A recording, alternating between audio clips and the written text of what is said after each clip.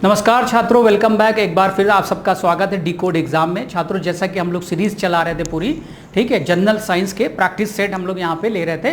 तो आज हमारा उसी क्रम में समान विज्ञान के सभी प्रश्नों का व्याख्यात्मक जो है हल हम यहाँ देंगे 0-4 मिक्स क्वेश्चन होंगे, फिजिक्स, केमिस्ट्री, जूलॉजी और बॉटनी के। तो चलिए देखते हैं हम लोग किस प्रकार के कौन कौन से सवाल हैं। पहला सवाल आपके सामने ये रहा, पढ़ते हैं हम लोग। विद्युत उपकरणों पर कौन सा चिन्ह आवश्यक है? एक जनरल क्वेश्चन से हमने आपसे वादा किया था हर तरह के हर एग्जाम से हम क्वेश्चंस लेकर आपको यहाँ पे करवाएंगे। इसमें ये ना आप सोचिएगा कि सिर्फ आपके जो है आरओ, एआरओ, ठीक है, यूपीपीसीएस, एमपीपीसीएस, ठीक है, यहाँ पे बीपीएससी, नहीं, हर तरह के क्वेश्चन कराएंगे।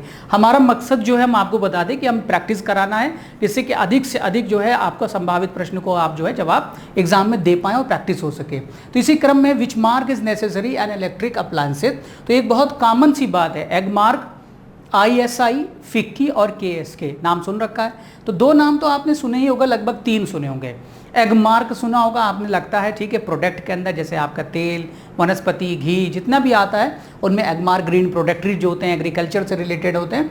दूसरा आपके सामने है छात्रों आईएसआई मार्क का। हर इंसान जब भी कोई उपकरण खरीदता है तो उसमें ये चीज़ ज़रूर देखता है कि भाई आईएसआई मार्क ही दीजिएगा हमें। कारण क्या है? ये एक ऐसा ट्रेडमार्क है छात्रों। यहाँ पे करेक्ट आंसर देखा जाए पहले क्वेश्चन का तो ऑप्शन बी होगा, ठीक है। आईएस सर्टिफिकेशन, ये एक संस्था के द्वारा आपको सर्टिफाइड किया जाता है और ये मार्क लग जाने के बाद उसकी गुणवत्ता के ऊपर जो है कोई इंसान सवाल नहीं करता और उससे उसकी उत्पादकता और गुणवत्ता दोनों पर प्रभाव पड़ता है छात्रों। तो पहले प्रश्न का उत्तर ऑप्शन बी होगा, आईएसआई मार्क। नेक्स्ट अगला हम छात्रों कहते हैं, जब एक विद्युत धारा तांबे के एक तार AB के माध्यम से प्रवाहित होती है, जैसा कि चित्र में दिखाया गया है, तो तार इसके पास रखी चुंबकीय सुई को विक्षेपित कर देगा, लाल गर्म हो जाएगा, विद्युत का झटका देती है, एक फ्यूज की तरह व्यवहार करती है।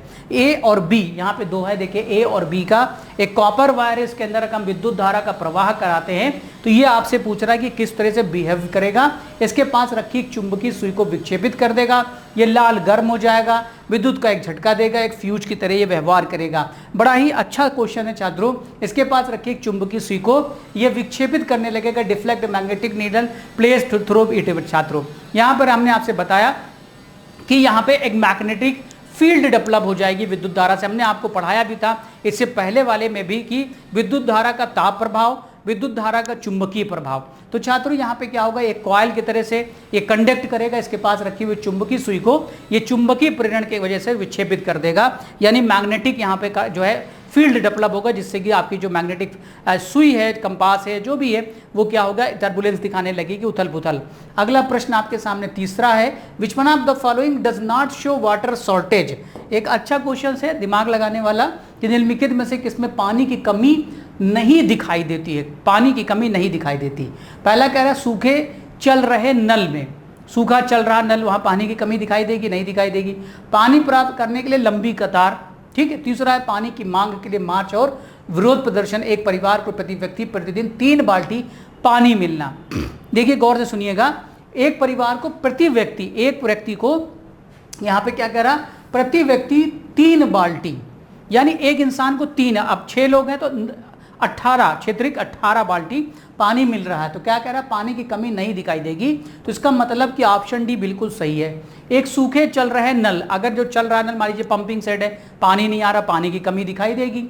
पानी प्राप्त करने के लिए लंबी कतार लगी है, जाहिर सी बात यहाँ पानी कम है। पानी की मांग के लिए मार्च और विरोध प्रदर्शन चल रहा है, इसका मतलब पानी कम है। चौथी एक ऐसी अवस्था यहाँ नजर आ रही छात्रों, जिसके अंदर आपको दिखाई पड़ रहा है कि पानी की उपलब्धता मिल रही है प्रति व्यक्ति, एक परिवार के प्रति व्यक्ति को 3 बाल्टी की उपलब्धता हो रही है। इसका मतलब विकल्प डी यहाँ पे बिल्कुल करेक्ट है।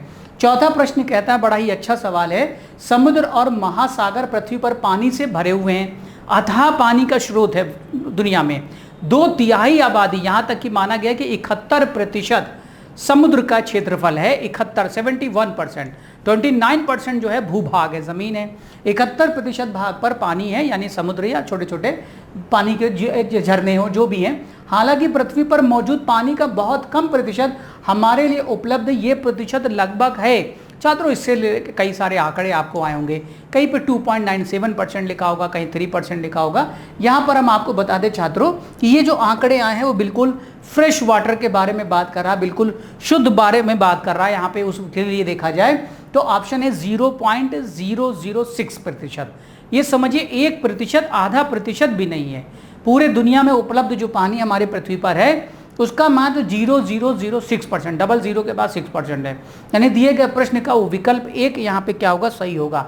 बाकी देखिए समुद्र का जो पानी है वो खारा है छात्रों, अगर आप पी लेंगे तो हो सकता है आधा घंटे, घंटे में इंसान की मौत हो सकती है। नेक्स्ट अगला 5वां, which one of the following is a way to use water economically. यहाँ पे जो आपसे पूछ रहा है तरीका आपसे पूछना चाह रहा है। प्रश्न पढ़िए, समझिए, फिर जवाब दीजिए। निम्नलिखित में से कौन सा पानी का आर्थिक रूप से उपयोग करने का एक सही तरीका है? आर्थिक रूप से बावरी का निर्माण करना, कंस्ट्रक्शन ऑफ बावरीज। बावरी जानते होंगे छात्रों आप लोग, पहले के ज़माने में क्या होता था कि सामूहिक रूप से एक ऐसी जगह गड्ढा खोदा जाता था लंबा चौड़ा, जिसमें कई सारी सीढ़ियाँ होती थी जो जाके बिल्कुल जल के स्रोत तक मिल जाती थी, जिससे छात्रों लोग पानी लेकर सुचारू रूप से आराम से ऊपर आ जाते थे, क्योंकि वहाँ पे ना बाल्टी, डोर, इस तरह के कोई ज़्यादा झंझट नहीं रहती थी। दूसरा है वर्षा जल संचयन, रेन वाटर हार्वेस्टिंग। भवन निर्माण जो होते हैं छात्रों, आज के टाइम में आपने देखा होगा कि सरकार ने भी ये कहा है, विभागों ने भी, कि अपने यहाँ जो रेन वाटर हार्वेस्टिंग सिस्टम लगाएं, जिससे कि क्या हो कि जो बारिश का पानी हो वो व्यर्थ न जाने पाए, वो छतों से पानी इकट्ठा हो, नापदान के जरिए से ज़मीन के भूभाग में उसको अंदर पहुँचा दिया जाए, जिसे हम रेन वाटर हार्वेस्टिंग कहते हैं। ड्रिप एरिगेशन, ड्रिप एरिगेशन छात्रों आप जानते होंगे, ड्रिप का मतलब होता है जैसे ग्लूकोज नहीं चढ़ाया जाता, छोटे छोटी बूंद बूंद गिरती हैं। इसी तरह से आपने देखा है कि नया एग्रीकल्चर के सेक्टर में एक नया तरीका आ गया है पानी के सिंचाई का छात्रों, जिसके अंदर पानी का वेस्टेज कम और पानी जड़ों को और वहाँ के आसपास के इलाकों को आराम से मिलता रहता है, बूंद बूंद गिरता रहता है। आगे है इनफिल्ट्रेशन छात्रों, इसके अंदर जो पूछा गया वो सवाल क्वेश्चन नंबर 5 को, ड्रिप सिंचाई, ये इकोनॉमिकली वाणिज्यिक रूप से छात्रों, अब ये इसलिए है क्योंकि पानी की उपलब्धता को देखते हुए, अवेलेबिलिटी को देखते हुए सबसे अच्छा जो तरीका है छात्रों वो ये है। आप देख सकते हैं कि बूंद बूंद ये पाइप गुजारते हैं छात्रों, इससे क्या होता है जो फसल है या पौधे आपने लगाए हैं उनके पास से ड्रॉप बाय ड्रॉप पानी गिरता रहेगा, पानी का वेस्टेज भी कम होगा। आर्थिक रूप से काफ़ी ज़्यादा देखिए तो आपके लिए सक्षम है, उपयोगी है, जिसके अंदर कम पानी से आप ज़्यादा बड़े एरिया में सिंचाई को कर सकते हैं छात्रों। इससे पानी के अंदर नमी, जड़ को जितना पानी, क्योंकि जड़ में ज़्यादा पानी देना भी हानिकारक हो सकता है। आपने देखा है पूरे खेत में पानी भर दिया गया, वो भी आपके लिए ख़राब है, थोड़ा डालेंगे वो भी खराब है, लेकिन नमी बनी रहे जो उनके लिए आवश्यक है छात्रों। इसलिए दिए गए प्रश्न नंबर 5 में ऑप्शन सी होगा, ड्रिप इरिगेशन। अगला 6वां प्रश्न कहता है हर ड्रॉप मायने रखता है। एक कॉन्सेप्ट है, एक स्टेटमेंट है, एक स्लोगन है, एवरी ड्रॉप काउंट, एक एक बूंद is a slogan related to, एक नारा है जो संबंधित किसी भी तरल की बूंदों की गिनती से, पानी की बूंदों की गिनती से, पानी का महत्व, गिनती का महत्व। छात्र आप देख के आप खुद समझ गए होंगे, आदमी कहता है ना एक एक बूंद का हिसाब, एक एक बूंद का हिसाब का मतलब छात्र उसकी कीमत से है, उसके बारे में बता रहे हैं यहाँ पे पानी का महत्व। ऑप्शन सी है पानी का महत्व, क्या इंपॉर्टेंस इंसान, इसीलिए कहता है ना एक एक बूंद, बूंद बूंद या की बात जब आ जाए तो मतलब इंसान समझ सकता है, क्योंकि जल ही जीवन है। अगला 7वां प्रश्न कहता है छात्रों which of the following inhibits the seepage of rain water into ground, निम्नलिखित में से कौन भूजल में वर्षा जल के रिसाव को रोकता है? भूजल में वर्षा जल के रिसाव को रोक लेगा। एक पक्का फर्श, आपने पक्का फर्श बना दिया, ये जो पानी है वो भूजल में वर्षा जल को रोकेगा, यानी कि वो आकाश का जो पानी है बारिश का वो ज़मीन में ना जाने पाए। कौन रोकेगा, सीधा सवाल। एक पक्का फ्लोर, खेल का मैदान, अब खेल का मैदान जनरली छात्रों कच्चा होता है, घास का मैदान ये भी कच्चा होता है, वन भूमि ये भी कच्चा है, यानी तीनों अगर हम लोग देखें छात्रों तो ये तीनों क्या है, ये पानी को नहीं रोकेंगे। ये जो आसमान का पानी है, वर्षा जल है, वो भूजल में जाके मिल जाएगा, लेकिन एक पक्का फ्लोर अगर देखा जाए छात्रों तो ये रोकने में मदद करेगा। तो यहाँ पर ऑप्शन क्या होगा, ए होगा। अगला 8वां प्रश्न बहुत ही अच्छा है, हमारे शरीर में पानी का प्रतिशत भाग कितना है? आप सभी को पता होगा छात्रों के अलग अलग भाग में हमारे कंस्टिट्यूएंट हैं, हमारे शरीर का निर्माण हुआ है, carbon, hydrogen, oxygen, nitrogen, sulphur, जैसे वाटर, प्रोटीन, मिनरल्स, विटामिन आपने पढ़ा होगा, जैसे आपने कार्बोहाइड्रेट, फैट्स के बारे में पढ़ा हुआ। तो अलग अलग प्रकार से चीज़ों, कभी हड्डियों के बारे में सुना होगा, सबसे ज़्यादा शरीर में वजन है, कभी अंगों के बारे में सुना होगा, कभी त्वचा के बारे में सुना होगा, अलग अलग हिस्सों के बारे में। इसीलिए कह रहा आवर बॉडी कंटेंट्स, है ना, कितने प्रतिशत पानी के बारे में बात कर रहा, 75%, 65%, 95 और 85%। छात्रों बहुत सिंपल क्वेश्चन है, तकरीबन 75% माना गया छात्रों, है ना। अलग अलग बुक में थोड़ा सा कन्फ्यूज़न है, कहीं कुछ लिखा है कहीं कुछ लिखा, लेकिन 75% यहाँ पे दिए गए सवाल का जो सही उत्तर है वो 75% है कि हमारे शरीर के अंदर लगभग प्रतिशत बता रहे हैं छात्रों, प्रतिशत 75% है। ठीक है, यहाँ पे हमारे शरीर का क्या है, पानी है, उपलब्ध होता है। निम्नलिखित में से कौन सा एक जल तालिका के घटने का कारण है? कितना बढ़िया सवाल है छात्रों, ये हमारा देखा जाए तो काफ़ी बढ़िया इंटरेस्टिंग क्वेश्चन भी है कि विच one of the following is the cause of depletion of water table, यानी कि जो आपकी जो वाटर है उसकी लिमिट, जो डिप्लेट का मतलब होता है छात्रों जो भूमिगत जो जल होता है, आपने देखा कई बार कहते हैं कि सोता सूख गया है, पानी नहीं है और ज़्यादा खुदाई करो, उसके पीछे पूछ रहा है कौन सा एक जल तालिका के घटने का कारण है? बढ़ती जनसंख्या, बहुत ज़्यादा लोग, जनसंख्या का भार बढ़ रहा, इसकी वजह से पानी सब ज़मीन में कम हो रहा, कृषि गतिविधियाँ, बहुत ज़्यादा खेती एक्टिविटी हो रही, बढ़ते उद्योग और ये सभी। तो जनरली छात्रों आपको जो चौथा ऑप्शन है वो सही होना चाहिए। इसमें कारण तीनों यहाँ पे हैं। खेती का बहुत ज़्यादा महत्व बढ़ता जा रहा है, अब तरीके बदल गए खेती के, ऐसा नहीं पहले भी लोग ज़्यादातर कृषि प्रधान देश थे सभी ज़्यादातर, अब जो है अर्बनाइजेशन बढ़ गया है, तो एक विकल्प ढूंढ लिया लोगों ने कि इकोनॉमिकल एग्रीकल्चर करने लगे हैं, यानी बड़े तर्ज पर मशीनरी का इस्तेमाल करते हुए, टेक्नोलॉजी का इस्तेमाल करते हुए एग्रीकल्चर जो है वो अब आपका हाईटेक हो चुका है। पानी का इस्तेमाल होगा ही, जाहिर सी बात, सिंचाई में, बढ़ते उद्योग, इनमें भी पानी की जरूरत पड़ेगी। तो ये सभी कारण क्या हैं छात्रों, जो है मैं पानी के स्तर को कम करने में महत्वपूर्ण योगदान देते हैं ये सभी, यानी आंसर क्या होगा, ये सभी। अगला है वर्षा जल संचयन के लिए पुराने समय में उपयोग किए जाने वाले बड़े कुएं जैसी संरचना को क्या कहा जाता था? बात वही आ गई जो हमने आपको पहले प्रश्न में बताया था। The large well like structure which is use in olden time for the rain water harvesting is called well, बावरीज, चौहड़ और चेक डैम। तो छात्रों वही बात आ गई कि आपने रानी की वाव के बारे में सुना होगा, कई सारे बड़े बड़े जगहों पे आज भी देखा होगा जिनको वर्ल्ड हेरिटेज साइट में उनको संरक्षित भी किया गया है। ठीक है छात्रों, तो उनको हम लोग बावरी बोलते हैं छात्रों। ठीक है, उग्रसेन की बावरी हो या छात्र रानी की वाव हो, ये देखिए बावरी है। ये क्या होता था छात्रों, ने बताया लेडर, यानी बहुत सारी सीढ़ियाँ होती थी, एक क्रम में बनाया जाता था ताकि लोग आसानी से सुगमता से उतर के और इस संरक्षित पानी को अपने जो है उपयोग के लिए ले सकते हो सकता है छात्रों की अगर ये पानी पीने योग्य ना हो, लेकिन और ज़रूरतों के लिए पानी इनको आसानी से इस बावरी में जमा हुए मिल जाते थे। आज के टाइम में तमाम तरह के जो है जल संचय के उपयोग अब दुनिया में लिए जा रहे हैं। 11वां प्रश्न कहता है कि सल्फर डाइऑक्साइड प्रदूषण निम्नलिखित में से किसकी अत्यधिक वृद्धि के संकेत से पता चलता है कि कहीं पर सल्फर डाइऑक्साइड की मात्रा बहुत ज़्यादा है? छात्रों कैसे पता चलेगा? पहला कह रहा है एल्गल ब्लूम्स, यानी कि आप जब तालाबों में देखेंगे तो बहुत ज़्यादा काई आपको दिखे, इससे पता चलेगा। लाइकेन के बारे में आपने सुना होगा छात्रों, एक बड़ा अच्छा संकेतक भी है, ये सूचक भी है। लाइकेन से लिटमस पेपर की याद आ जाती है। लिटमस पेपर आप जानते हैं जो कि एसिड और बेस के बारे में बताता है, कलर चेंज करता है। लाइकेन क्या है? शैवाल और कवक का संयोजन है, ये कॉम्बिनेशन है।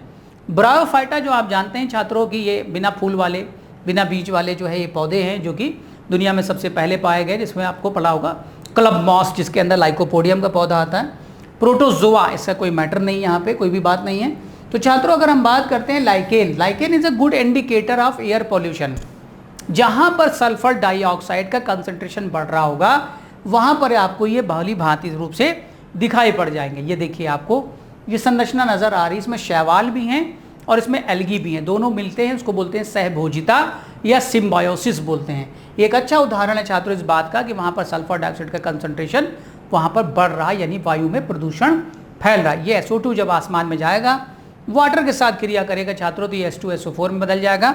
हमने आपसे बताया था कि एसिड रेन, अम्ल वर्षा का एक बड़ा कारण सल्फर डाइऑक्साइड और नाइट्रोजन ऑक्साइड होता है।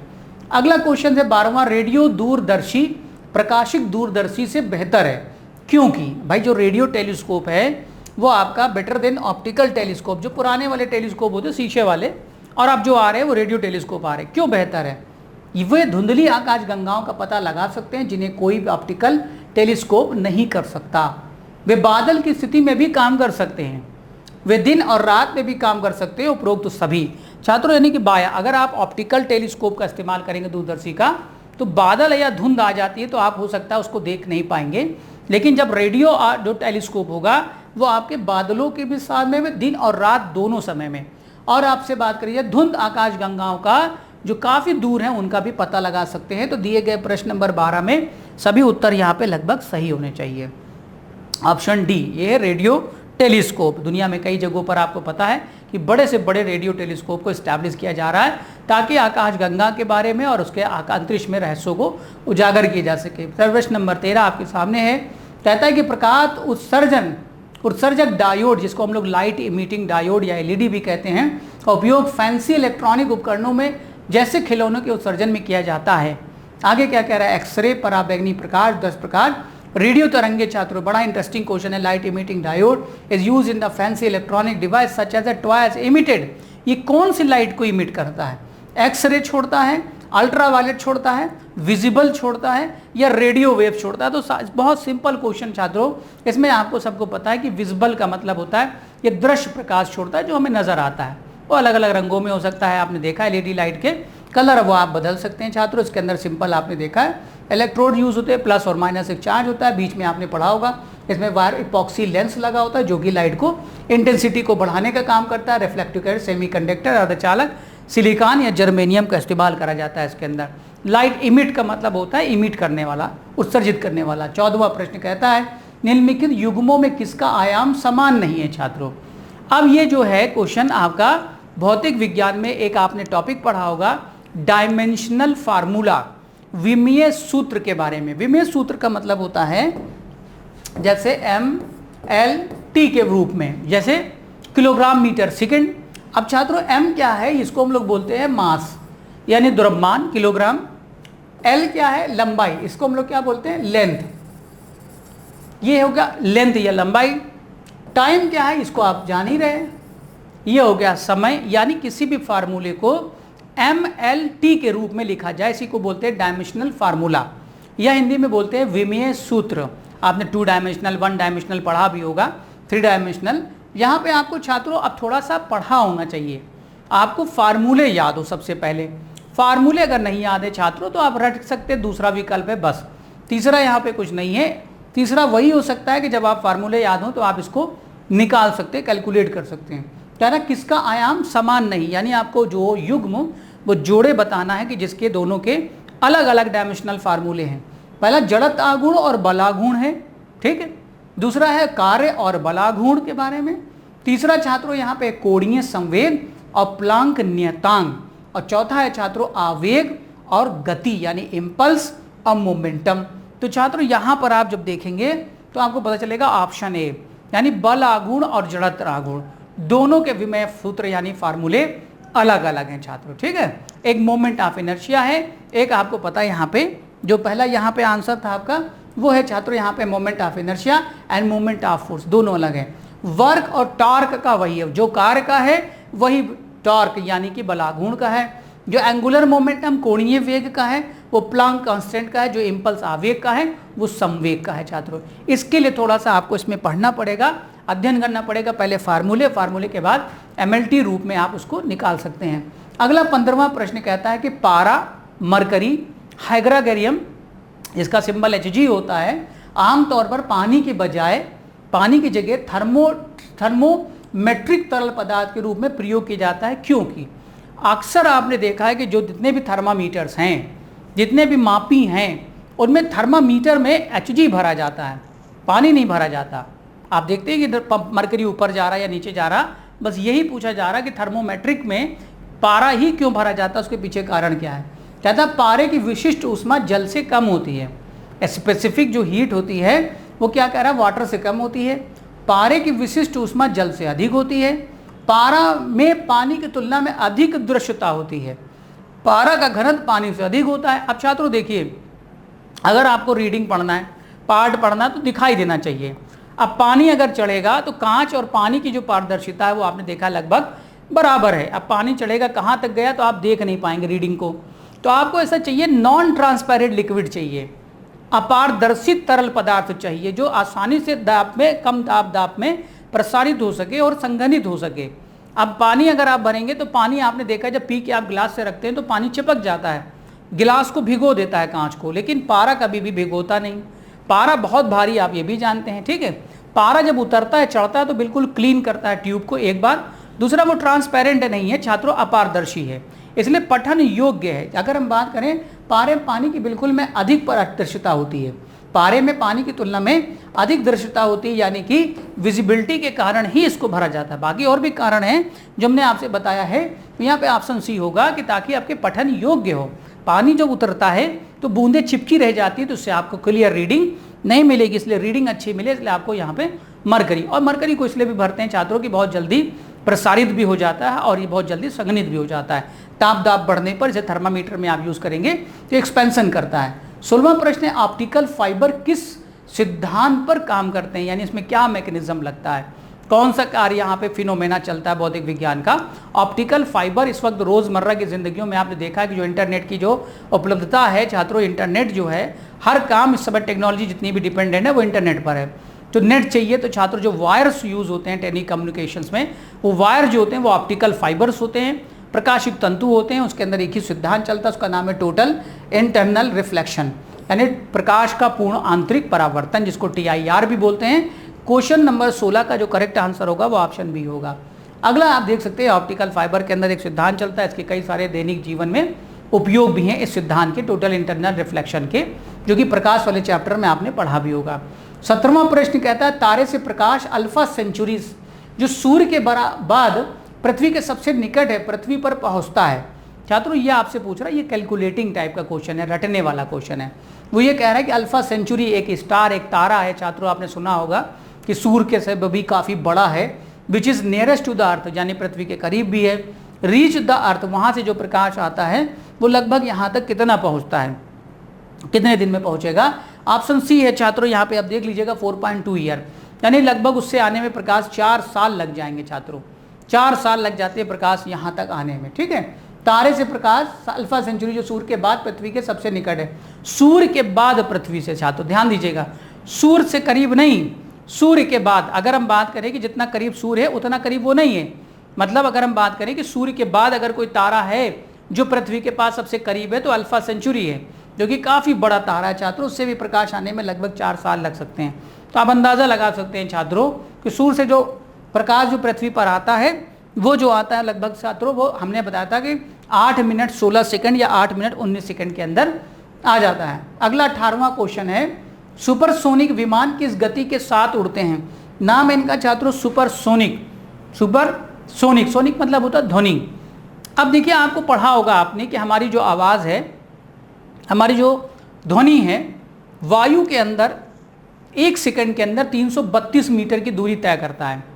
कहते हैं कि विमान जो ध्वनि की चाल, जो हमारी ध्वनि की चाल के बराबर चलें या उससे कम चलें तो उनको हम लोग बोलते हैं सबसोनिक।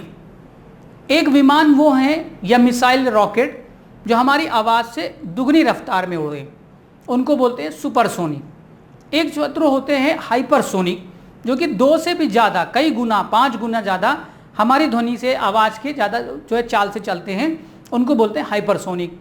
तो सबसोनिक, सुपरसोनिक, हाइपरसोनिक, ये डिपेंड करता है किससे, हमारी आवाज़ 1 सेकंड में कितना जाती है। 1 सेकंड में आपको पता है 332 मीटर। तो अगर कोई फाइटर प्लेन सुपरसोनिक होगा तो हमारी जो ध्वनि है उससे दुगनी रफ्तार में उड़ेगा। यहाँ पे आपसे क्या कह रहा है, एक supersonic plane fly with the speed less than the speed of sound, 332 से कम अगर उड़ेगा तो सबसोनिक कहलाएगा। मिसाइल और रॉकेट और जहाज हो ऑफ साउंड ध्वनि के बराबर, ध्वनि की गति से अधिक छात्रों, हमारे हिसाब से ऑप्शन सी होना चाहिए। देख लेते हैं इसको भी। देखिए इन्हें बोलते हैं हम लोग सुपरसोनिक। और एक और भी हैं जिन्हें हम हाइपरसोनिक कहते हैं। मिसाइल भी हैं छात्रों और जहाज़ भी बनाए जा रहे हैं जो कि हाइपरसोनिक रफ्तार से उड़ेंगे। फ्यूचर में काम चल रहा है छात्रों, जो हम लोग के यात्री विमान होते हैं वो सभी सबसोनिक प्लेन होते हैं, ध्वनि की चाल से कम उड़ते हैं छात्रों। ठीक है, उनको सबसोनिक प्लेन बोलते हैं हम लोग, यात्री प्लेन को। और इसी पर अगर काम चल रहा है कि आने वाले समय में इनकी रफ्तार इतनी ज़्यादा बढ़ा दी जाए कि बहुत लंबी दूरी को ये कम समय में पूरा कर लें। 19वां सवाल है मैक संख्या का प्रयोग किसकी गति के संबंध में किया जाता है। बहुत अच्छा क्वेश्चन और वेरी वेरी इंपॉर्टेंट है। जैसे छात्रों आपने नॉट सुना होगा, है ना, नॉट में नापते हैं, किसी को एम्पेयर में नापते हैं, किसी को न्यूटन में नापते हैं, अलग अलग यूनिट बनाई गई। उसी तरह से हम छात्रों यहाँ पे कह रहे हैं कि मैक संख्या एक ऐसी संख्या है जिसके अंदर हम कैलकुलेट करते हैं रफ्तार को, विमान की, मिसाइल की रफ्तार, ठीक है, जहाज़ों की रफ्तार को, साउंड, एयरक्राफ्ट, शिप और नन ऑफ दीज। ये है छात्रों एयरक्राफ्ट यहाँ पे होना चाहिए सही, ठीक है, मिसाइल भी है, रॉकेट भी है, ठीक है। यहाँ पे कोई भी ऐसी चीज़ जो ध्वनि की चाल से ज़्यादा उड़े या ध्वनि की चाल के बराबर उड़े छात्रों, उसको हम लोग मैक संख्या में नापते हैं। मैक संख्या होता क्या है छात्रों, मैक संख्या बराबर ध्वनि की चाल, ठीक है। सबसे पहले आप लिखेंगे ऊपर ध्वनि, मैक संख्या बराबर होगा विमान की चाल बटे ध्वनि की चाल। मिसाइल की चाल बटे ध्वनि की चाल, इसका जो अनुपात निकलेगा छात्रों उसी को हम लोग मैक संख्या कहेंगे। ये देख लीजिए आपके सामने है यहाँ पे, ठीक है, 0.82, ठीक, फिर यहाँ पे है फिर 07 M0.72 मैक्सिमम लेवल, ये वेलोसिटी है जहाज के बारे में। लेकिन हमने आपसे बता दिया कि जिसकी मैक संख्या 1 से कम हो वो सब सोनिक है, 2 या 2 से ज़्यादा हो सुपरसोनिक है, जिनकी संख्या 5 से ऊपर चली जाए वो हाइपरसोनिक होते हैं छात्रों। 20वां प्रश्न है कि स्थिर नाव पर नाव से जुड़े पंखे से हवा उड़ाई जाती है तो नाव का क्या स्थिति होगी, नाव कहाँ जाएगी। सवाल है, बहुत जनरल क्वेश्चंस हैं। On a stationary sail boat, नाव रुकी हुई है पानी पे, air is blown from a fan attach to the boat, the boat, उस पर से हवा चला दी गई है। अब आपसे कह रहा विपरीत दिशा में गति करती है, इसमें हवा चल रही है, हिलती नहीं है बिल्कुल, हवा उसी दिशा में चलती है जिसमें हवा चल रही है, ठीक है, यानी जिस दिशा में हवा चल रही थी उसी दिशा में वो नाव जो है चलने लगेगी, चारों ओर घूमने लगेगा छात्रों। यहाँ पे ऑप्शन बी है जो कि आप देख लीजिएगा, हिलता ही नहीं। क्यों? क्योंकि हमने आपसे बता दिया है अपोजिट में क्या होगा। अपोजिट का मतलब है विपरीत दिशा में एक दूसरे को काउंटर करेंगे, वो स्टिल रहेगी, विपरीत रहेगी। जैसे मान लीजिए आपकी हवा इधर चल रही है और आपने इधर को फैन कर दिया है तो क्या होगा, आपकी नाव वहीं रुकी रहेगी। हवा की दिशा में अगर आपने किया है तो नाव आपकी आगे बढ़ जाएगी छात्रों। यहाँ पे कहने का मतलब है कि डज नॉट मूव, ये वहीं पर आएगी। तो यहाँ डिपेंड करता है, क्योंकि आपने देखा है यहाँ न्यूटन का एक नियम लगता है, law of action and equal opposite reaction, क्रिया तथा उसके बराबर विपरीत प्रतिक्रिया। नाव के जो चप्पू होते हैं वो विपरीत दिशा में, अपना जब जाना आगे है तो वो उसको पीछे आपको चलाना पड़ेगा। इसी तरह मछलियों के जो फिन्स होते हैं, मछली पीछे करती है तो वो मछली आगे की ओर बढ़ती है छात्रों। चप्पू जानते होंगे आप लोग, फ्लिपर्स जिसे बोलते हैं, तो वो आगे की जो है अपोजिट डायरेक्शन में करेंगे तभी वो आगे बढ़ेंगे, सेम डायरेक्शन में करेंगे तो कभी भी आगे नहीं बढ़ पाएंगे। 21वां प्रश्न कहता है निम्नलिखित में से किसकी खोज सबसे पहले सूर्य के क्रोमोस्फेयर में की जानी थी। ये की गई, ये कई सवाल बनते हैं। Which one of the following was to be discovered first in the atmosphere of sun. छात्रों सूर्य के वायुमंडल में अगर हम बात करें छात्रों, उसके एटमॉस्फेयर में, उसके क्रोमोस्फेयर में कौन सी गैस खोजी गई सबसे पहले? क्रिप्टन, हीलियम, आर्गन और नियॉन। आप सबको छात्रों पता है कि हमारे वायुमंडल में आर्गन एक ऐसी गैस है जो सबसे ज़्यादा मात्रा में मौजूद है। क्योंकि हम बात इसलिए कर रहे हैं कि छात्रों देखिए सूर्य में तो ऐसे भंडार हाइड्रोजन का है, फिर हीलियम का है, लेकिन अक्रिय गैस भी वहाँ पर कई सारी खोजी गई हैं। यहाँ पे छात्रों हीलियम, क्योंकि हाइड्रोजन जो है तकरीबन 70% से ज़्यादा है, और हमने शायद आपको बताया भी हो कि हाइड्रोजन के अणु मिलकर हीलियम परमाणु का अणु का निर्माण करते हैं। हीलियम क्या है? एक अक्रिय गैस है छात्रों, जो कि पीरियोडिक टेबल आवर्त सारणी में 18वें वर्ग में आपको मिल जाएगा। हीलियम छात्रों, ठीक है, हीलियम गैस है जो कि काफ़ी ज़्यादा हल्की होती है, आज ज्वलनशील गैस है, मतलब हम कहा जाए कि ये आप विस्फोटक गैस है, इसके अंदर एक्सप्लोजन नहीं होता। इसका इस्तेमाल बैलून वगैरह, वेदर बैलून और तमाम तरह की जो है हमने आपसे बताया था, गोताखोर भी इसको उपयोग करते हैं। तो सूर्य के अंदर सबसे पहले खोजी गई जाने वाली अक्रिय गैस है हीलियम। अगला सवाल है 22वां, वो पदार्थ जो बिना गर्म किए आसानी से वाष्प में बदल जाता है क्या कहलाता है? बहुत बढ़िया सवाल है छात्रों। कह रहा है a substance which changes readily into vapors without heating is called। बिना गर्म किए कोई पदार्थ छात्रों क्या हो जाए, सीधा सीधा भाप बदल जाए, इसको बोलते हैं हम लोग एफरवेसेंट, इसको बोलते हैं एफ्लोरेसेंट। हिंदी पढ़ेंगे, आंसर पहले बन लिया। स्फूर्तिदायक, ठीक, प्रदीप्त, चमकदार, अस्थिर और कृत्रिम। वोलेटाइल आप जानते होंगे छात्रों, वोलेटिलिटी का मतलब होता है, जैसे आपने स्पिरिट देखा होगा, स्पिरिट को आप लगाते हैं बदन पे तो आपको ठंडा लगता है और स्पिरिट विद इन सेकेंड उड़ जाता है। हाईली वोलेटाइल यानी स्पिरिट काफ़ी ज़्यादा वोलेटाइल होती है, वाष्पशील होती है, वहाँ पर गर्माहट जो होती है हीट को लेकर वो उड़ जाती है। तो वोलेटाइल का मतलब होता है कि कोई चीज़ तुरंत भाप में बदल जाए, सीधा सीधा वेपर्स में कन्वर्ट हो जाए, इसको हम लोग बोलते हैं वोलेटाइल। अगला प्रश्न 23वां कहता है किसी अपारदर्शी वस्तु का रंग उसके रंग के कारण होता है। The colour of an opaque object is due to colour it. Reflection के कारण, प्रकीर्ण के कारण, प्रतिबिंबित के कारण, रिफ्लेक्शन के कारण या अवशोषण के कारण। किसी भी पदार्थ की जो है कलर है, आपसे कह रहा है अपारदर्शी जो होता है, अपारदर्शी कोई भी हो सकता है, रबड़, प्लास्टिक, कटर, कुछ भी आपकी हो सकता है, ड्यू टू कलर, यानी उसका जो रंग होता है छात्रों किसकी वजह से होगा, इसका कारण है रिफ्लेक्ट। हमने आपसे बताया था कि कोई आपके सामने चला जा रहा, हरी शर्ट पहना, नीली शर्ट पहना, काली शर्ट पहना, तो अगर हरा दिख रहा तो क्यों दिख रहा हरा? कारण ये है कि छात्रों कि हमारी रेटिना पर इमेज बनती, प्रतिबिंब आपको पता है कब बनती है, जब प्रकाश जाकर किसी माध्यम पर टकराकर हमारे आंखों पर पड़ता है। अब कोई हरा शर्ट पहना है, इसका मतलब कि सभी रंगों को उस रंग ने एब्जॉर्ब कर लिया, अवशोषित कर कर सिर्फ हरे रंग को वापस भेजा है, यानी रिफ्लेक्ट किया है, इससे वो हरा दिख रहा है। कोई नीला दिख रहा है, इसका मतलब कि नीले रंग को वो रिफ्लेक्ट कर रहा है, बाकी सभी रंगों को उसने अवशोषित कर लिया है। तो इससे ये बात प्रमाण होती है कि कोई चीज़ हमारी आंखों पे तभी छात्रों दिखाई देती है जब उस पर प्रकाश पड़कर हमारी आंखों पर परावर्तित होकर रिफ्लेक्ट होकर गिरता है तो इमेज बनती है। सीधा सा मतलब, चाहे वो कलर ले लीजिए चाहे वो इमेज ले लीजिए। नेक्स्ट अगला है, बॉयल का नियम लागू होता है। चार्ल्स बॉयल्स के बारे में रसायन विज्ञान केमिस्ट्री में आपने पढ़ा होगा। Charles law, ideal law, PV equal to nRT, Boyle's law is applicable to लगातार दबाव लेकिन परिवर्तनीय तापमान, लगातार तापमान और दबाव, लगातार दबाव। छात्रों यहाँ पे बड़ी अच्छी सवाल पूछा गया है, अगर आपने पढ़ा है तो यहाँ पे कांस्टेंट टेम्परेचर के बारे में बात कर रहा है। ऑप्शन बी के बारे में यहाँ देख सकते हैं, प्रेशर और टेम्परेचर, मास एंड टेम्परेचर। यहाँ पे एक आपको फार्मूला बताया, बाकी और कुछ नहीं। लगातार तापमान, कांस्टेंट टेम्परेचर, लगातार पे ना जाइए, कांस्टेंट टेम्परेचर पे बस यहाँ ध्यान दीजिएगा, नियत ताप पर, ठीक है, नियत ताप पर। यहाँ पे जो बात कह रहा है वो नियत ताप पर कह रहा है, कांस्टेंट टेम्परेचर। अक्सर सवाल एग्जाम में आता है कि बॉयल्स में क्या कांस्टेंट है और चार्ल्स में क्या कांस्टेंट है। जब भी एग्जाम आ जाए उससे पहले थोड़ा सा आप अवागार्डो नियम, अवागार्डो संख्या, बॉयल्स का नियम, चार्ल्स का नियम, न्यूटन का नियम, इन नियमों को थोड़ा सा एक नज़र डाल दीजिएगा ताकि आपको एग्जाम से पहले याद रहे। ये क्वेश्चन जो थोड़ा सा न्यूमेरिकल टाइप का है, ये हमारा न्यूमेरिकल है। यदि किसी पिंड पर कार्य करने वाला बल, हमने आपसे कहा F बराबर कितना है, 50 न्यूटन है और द्रव्यमान कितना है, 5। इसका M जो है वो 5 है, तो पिंड का त्वरण क्या होगा, बच्चों वाला सवाल है छात्रों। तो यहाँ पे A बराबर आपको निकालना है, तो आपको लगाना है F बराबर छात्रों ma, तो A बराबर हो जाएगा F बटे M हो जाएगा। F क्या है, 50 है, 50 बटे 5 हो जाएगा 10, यानी यहाँ पे आपका आंसर आ जाएगा 10 मीटर पर सेकेंड स्क्वायर।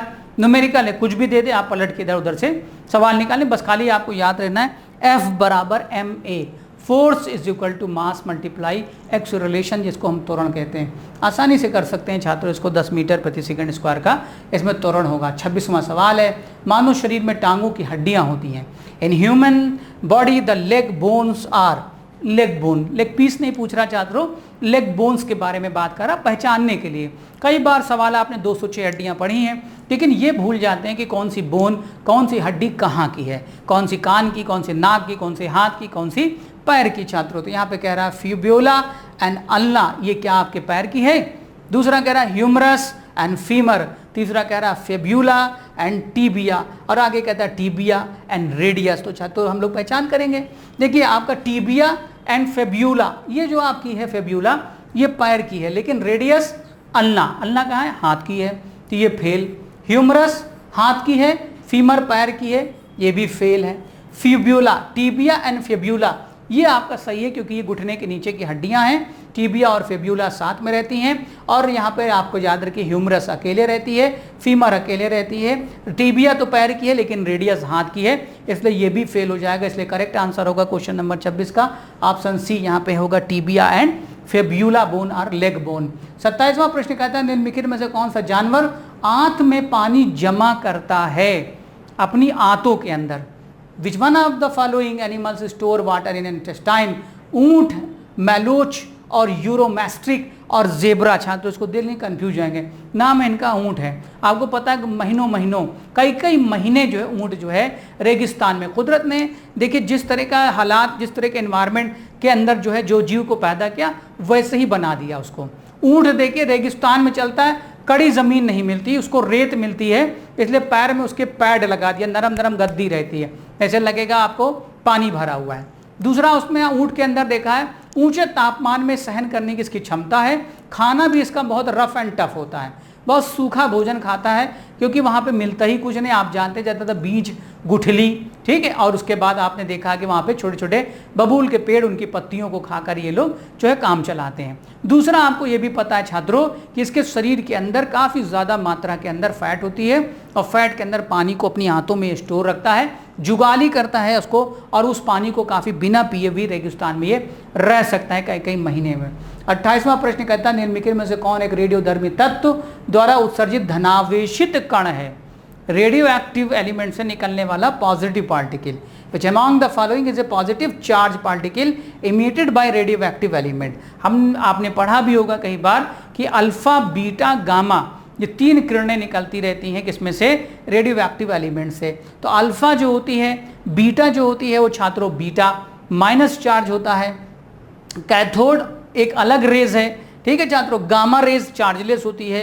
अल्फा रेज जो होती है छात्रों वो 2He4 या हीलियम नाभिक के बराबर होता है, धन कण होते हैं, इनको पॉजिटिव बोलते हैं छात्रों, यहाँ पे ध्यान दीजिएगा, पॉजिटिव। अगला है छात्रों 29वां सवाल है, बेल मेटल यानी कि घंटा धातु की मिश्र धातु होती है, एलॉयज होती है। बेल मेटल जिसमें कि घंटी वगैरह बनती हैं छात्रों, इससे कुछ आपके इंस्ट्रूमेंट वगैरह भी बनते हैं मशीनरी इंजीनियरिंग टूल्स के, उसमें बेसिकली कौन सी धातु पाई जाती है? तो एक धातु है जो सब में कॉमन है, वो है तांबा, कॉपर। तांबा तो होता ही है। निकिल है, तांबा टिन के साथ है, तांबा जस्ते के साथ है, या पीतल और निकिल। अब पीतल छात्रों जो दे रहा है यहाँ पे ये गलत दे रहा है, क्योंकि ब्रास खुद में अपने आप में क्या है? वो एक एलॉयज है, एक मिश्र धातु है, वो तो होना ही नहीं। लेकिन कॉपर के साथ कौन है? क्योंकि जनरली सबसे ज़्यादा कॉपर के साथ में, याद रखिए यहाँ पे टिन दे रहा है आपको, कॉपर के साथ टिन, जो कि बेल मेटल को बनाने में इस्तेमाल किया जाता है। 30वां प्रश्न है, cosmic noise is caused by. Cosmic किरणों के बारे में आपने सुना होगा, कॉस्मिक रेज के बारे में सुना होगा जो अंतरिक्ष से आती हैं। कॉस्मिक नॉइज किसका कारण? औद्योगिक निर्वहन, सौर विस्फोट, प्रकाश निर्वहन, दूर के सितारे। छात्रों बड़ा अच्छा सवाल है ये भी। कॉस्मिक डिस्टेंस स्टार्स, हमने आपसे बताया था कि जो कॉस्मिक किरणें हैं उतनी खतरनाक हैं, उनको रोक भी नहीं सकते आप। अगर वो पृथ्वी पर आ जाए पूरी तरीके से तो कोई इंसान बचेगा नहीं। पहली चीज़ तो वो आर पार हमारे शरीर से निकल जाएंगे, हम उसको रोक नहीं पाएंगे।